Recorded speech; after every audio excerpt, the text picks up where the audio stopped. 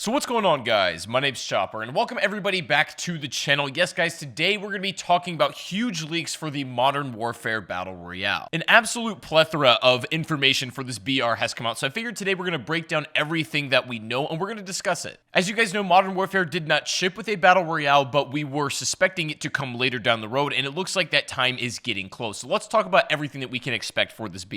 Now, if you guys end up enjoying the video today, really quick, please make sure to give it a thumbs up. I would really appreciate that, and of course, subscribe if you are brand new to the channel as well. I know this isn't what's considered the main game on the channel, but I really appreciate you guys letting me try something a little bit different and bring some more variety to the game. Now, first of all, I think it's pretty obvious that a Modern Warfare Battle Royale was coming at least some point or another. Even though it didn't ship with the game, we figured that it would be happening down the road, as Blackout for Black Ops 4 was a massive success, so it would only make sense to try and capitalize and reform that in your next title. But apparently the BR was not available for the time that Modern Warfare was supposed to originally ship, so they had to make it a little bit later and delay it for a bit. But it's important to keep that in mind because not only has it been under development, but at the time of you making this video, it is still under development. But that being said, we have a substantial amount of information to get into. Now, the leaker that put out these details is extremely reliable, and I would also say that probably 99% of these details are going to be accurate when it comes out. But again, these are still under development, so some changes could be made. But apparently, one of the biggest details that's really going to separate this BR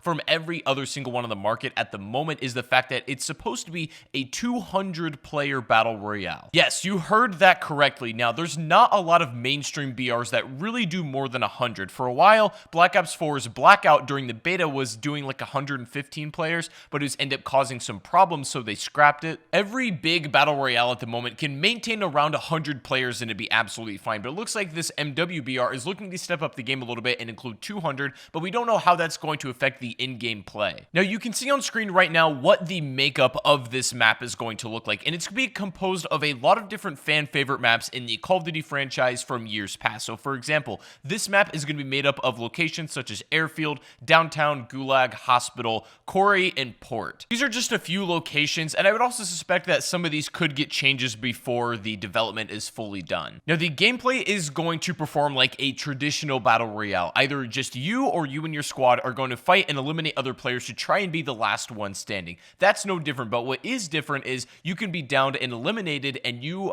can have the opportunity to respawn. Now, respawns in BR are kind of a controversial thing, and in my opinion don't really belong, as it takes away the weight from the BR gameplay itself. But regardless, there is supposed to be a respawn system in this battle royale, but it's very different to anything you've ever seen. Now, there are tokens included. This is probably going to be the number of chances you get, but what you have to do to get back into the battlefield is when you die, you go to the Gulag, which is essentially the prison of this map, and you're going to go there with other wiped players, I suppose, and you have to 1v1 someone in order to get out of the Gulag and then get back into the battlefield, which is a very strange concept. I suppose this gives downed players who were previously killed something to do while the rest of their squad is playing and hopefully have a chance to get back in. Apparently, at some point in the game, respawns are no longer available, so this isn't something that happens during the entire match, only a specific subset, probably near the beginning or the middle. Apparently, to bring back a dead teammate is you find an ambulance with a respawn token. That player will then be sent to the Gulag to win the 1v1 and then respawn into the match. And to get your weapons back, you have to find a mobile armory, which is apparently located somewhere when you respawn. I'm curious to what you guys think about respawning in a battle royale, and specifically this one. I've always thought it's a little bit of a strange concept, but this is maybe a cool way to do it, so I'm curious to hear your thoughts on this. Now, really quick, let's talk about the loot system that's been leaked. So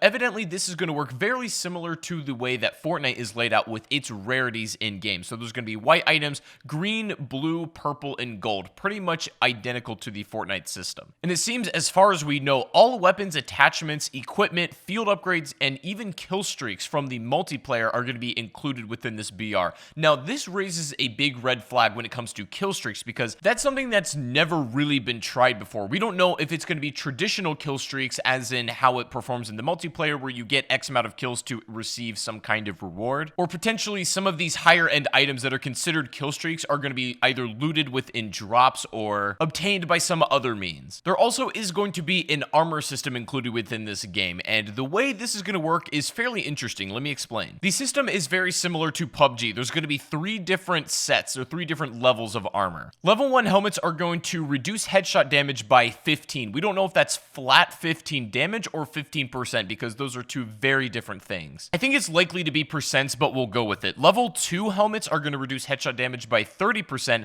and level 3 helmets will not only reduce headshot damage by also 30%, but it's going to reduce the effects of flash and concussion grenades. What's interesting right there is two things. First of all, level 2 helmets and level 3 helmets don't offer different damage reductions. Now, whether this is a mistake on the leaker or is something that Infinity Ward is planning, but they're probably going to change before it comes out, I would suspect that's the case. Level 3 and level 2 helmets should offer different damage reductions, but for right now, they offer the same, and also level 3 helmets are going to protect from flash and stun grenades. So those are just helmets. Now, the vest system is a little bit more simple and straightforward. The level 1 vest is going to just absorb 50 straight up damage, the level 2 vest is going to absorb 150, and the level 3 vest is also going to absorb 150 damage, but it's going to increase healing item usage by 25%. If this stays as is according to the leak, then there's really not a huge difference between level 2 and level 3 armor, which is an interesting concept. Also, according to the leaks, you cannot swap to armor of a lower level than you currently have on. According to the leaker, and I think there is a little bit of inaccuracy in this, you cannot swap your armor to a lower level. Essentially, if you have a level 2 vest and helmet, you cannot swap no matter what to a level 1 because it's lower. Now, that doesn't make a lot of sense to me. If you couldn't trade out damaged armor for something a little bit weaker yet fresh, this is probably inaccurate and I think will change. Perks from the traditional Call of Duty are also going to be included within this Battle Royale, and there's quite a lot of them, so let's get through these really quickly. Now, one of the perks is going to be called High Alert, and this is going to grant vision when an enemy looks at you from outside of your field of vision. So if you're being spotted from somewhere you don't see, you're going to get an indicator on your screen that will let you know that's happening. The next perk is called Spotter, and this one is going to allow you to see enemy equipment even through walls in your general vicinity. Another perk is called Tracker, and this is going to reveal enemy footsteps and also increase your crouch movement speed, which is very crucial. Another perk in this is going to be called Stalker, which grants you faster movement while aiming down the sights. Another one is called Marksman, which allows you to identify names from farther away by revealing their name tags at a farther distance. This is a perk from MW3 that was actually pretty useful. It'll be interesting to see how this plays out in a Battle Royale setting. Next perk is Sleight of Hand, which it grants you a 50% reload increase speed, and then we have Armor, which use armor plates 20% faster, and they also supply 10 more armor. So this means you can repair them, and you can do it faster with this perk. We also have another one, which is kind of interesting, called Artesian Taste, and this means weapons that you pick up are going to have a chance to automatically upgrade. So it looks like with this perk, there is a chance, say you pick up a purple scar, it could turn into a gold as soon as you grab it. Man, I really feel like I'm making a Fortnite video right now. Next perk is called Deep Pockets, and this is any usable equipment you pick up has an extra use. So this is essentially going to increase your equipment by 1, which is pretty interesting. This next perk is important. It's called Healer, and your medic items are going to continue to heal you for an additional 25% of their value over the next 20 seconds. So think about it for you PUBG fans. Think of it like an energy drink or a painkiller booster that's going to continue to restore health as you're still doing your own thing as time goes on. The next perk is called Thief, which when you're harvesting will generate 20% more plunder. Now, we'll talk about that system in just a minute, but this is basically going to be like an in-game currency to buy stuff. There's also Scavenger Perks, which can guarantee a certain item to drop. So, for example, there's an ammo version, there's an armor version, medic, and plunder. These are separate perks that you can run based on whatever item you want enemies to drop upon killing them. Another perk is called Ghost, which makes you completely invisible to drones and sensors. There's another one called Sneaky that's very fascinating. Your footsteps are invisible, and also enemies are not warned when you're tracking them. Then finally, for the list of perks, we have one called Explosive Ordnance Disposal, which essentially allows you to hijack enemy equipment. Now, the Juggernaut killstreak is going to be in the Battle Royale, but there is a catch to running the Juggernaut, is the fact that you cannot pick up loot while in this mode. And if you're running a UAV, it seems like satellite trucks,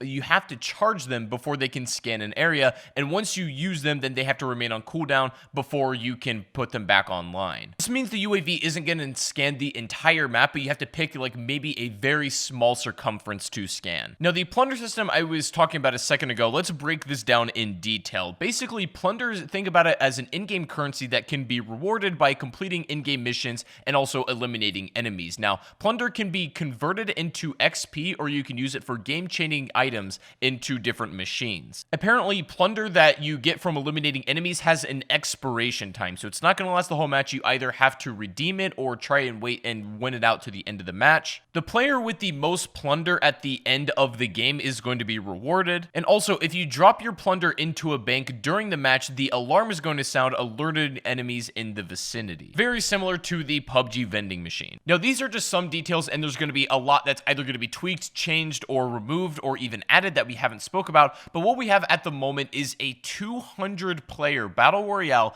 with respawns, with kill streaks, with every single weapon from the multiplayer added in, and also an in-game currency system called Plunder. I'm almost skeptical to even call this a battle royale at this point. It's more like Apex Legends, where I don't think Apex is a BR. I referred to that more as a arena shooter with BR settings. This is going to focus much less on the traditional, like, slow burn battle royale experience, and is going to be completely in-your-face action with very little chance of completely dying out until the very end of the game. This sounds unbelievably interesting, and as far as release date, now that has not been leaked, but what I will say is I would probably expect this sometime, I don't know, around maybe January or February. That seems like a reasonable date. And when it comes to my opinions on MWBR, and is this going to be the replacement for PUBG?